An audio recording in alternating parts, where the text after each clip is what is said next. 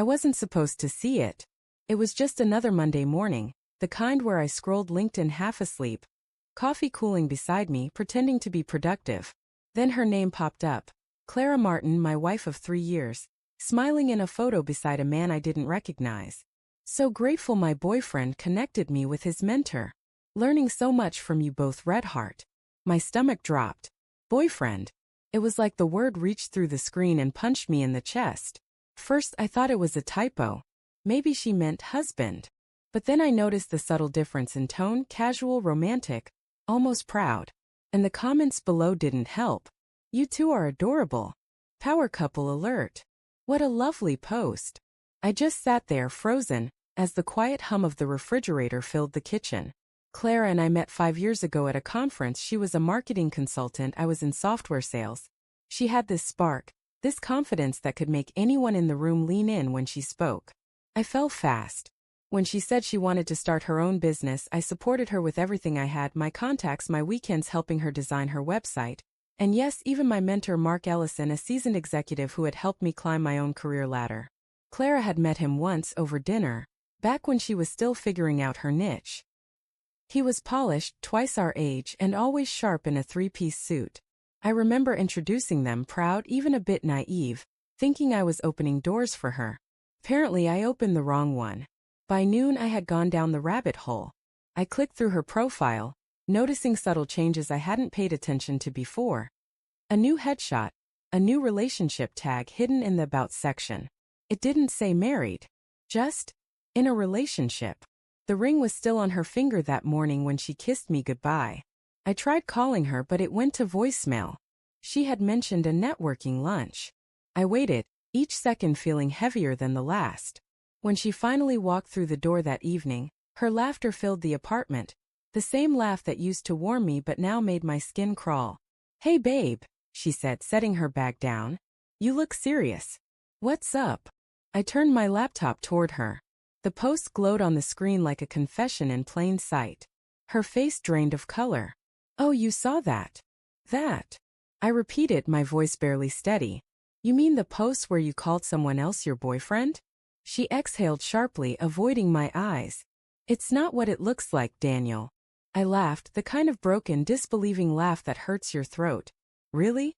Because it looks like my wife just announced to her professional network that she's dating someone else. It was just a figure of speech, she said, fumbling for words. You know how social media is, people exaggerate. Mark's been mentoring me, helping me grow. It was supposed to be a fun post. Fun, I said. You called him your boyfriend, Clara. She rubbed her temples, sighing. Okay, I shouldn't have phrased it that way. But you're overreacting. Mark and I have a professional relationship. I stared at her, searching for even a flicker of guilt. Then why didn't you mention that lunch was with him? Silence. Over the next few days, the cracks widened. She started coming home late, her excuses thin. Networking dinners, client meetups, strategy calls. But what really broke me wasn't what she said. It was what she stopped saying. No more good mornings. No more late-night talks about our dreams. Just distance, cold, deliberate distance. I started noticing the signs. Her phone always face down, her perfume changed, her laughter softer, like she was saving the real version of herself for someone else. So, I did what any man in quiet denial would do. I checked. Mark had an open LinkedIn profile too. And there it was, the confirmation I didn't want but needed. A post from a week earlier. Proud of this woman. Talented, driven, and someone who makes me believe in second chances. The picture? Mark and Clara sitting close, her hand lightly resting on his. Second chances. The words burned. I confronted her again that night. Are you sleeping with him? I asked, my voice breaking. She looked at me, not angry, not sorry. Just tired. I didn't mean for it to happen, she whispered. Mark and I just connected. You've been so distant lately, always buried in work. I felt unseen. Unseen. I said, my voice rising. Clara, I built your business with you. I gave you everything I could. Even introduced you to him. Tears welled in her eyes. I know. And I'm sorry. But he understands me in ways you don't. That line, he understands me in ways you don't, hit me harder than any confession could. I packed a bag that night. Not because I was sure I wanted to leave, but because I knew staying would destroy whatever was left of me. She didn't stop me. She didn't cry, didn't beg. Just stood in the doorway silent. And in that silence I realized the marriage had ended long before the post. Weeks passed. The apartment felt emptier than ever, though technically she still lived there. I started sleeping on the couch, scrolling past her updates like they were strangers' posts. She was thriving, new clients, new connections, even photos of her at conferences with him beside her. People commented things like power duo and couple goals. They didn't know the man behind the smile had been replaced. One night I got a message from Mark. Just one line.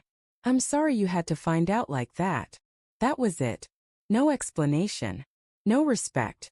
Just a man who took what wasn't his, pretending it was love. I never replied. 6 months later, Clara posted again. A new milestone, a company award. Same smile, same man beside her. To my partner in life and in business. We did it. No ring on her hand this time. I stared at the screen, feeling nothing. No anger. No sadness. Just an empty space where love used to live. It's strange. Betrayal doesn't end with the breakup. It lingers. In the quiet moments, in the songs you used to share. In the smell of coffee that reminds you of mornings together. But it also teaches you something about trust, about boundaries, about how blind love can be. I deleted her from my contacts, blocked her profiles, and started rebuilding myself piece by piece. And now when people talk about LinkedIn posts and success stories, I can't help but smile bitterly. Because I learned that sometimes the most polished posts hide the ugliest truths.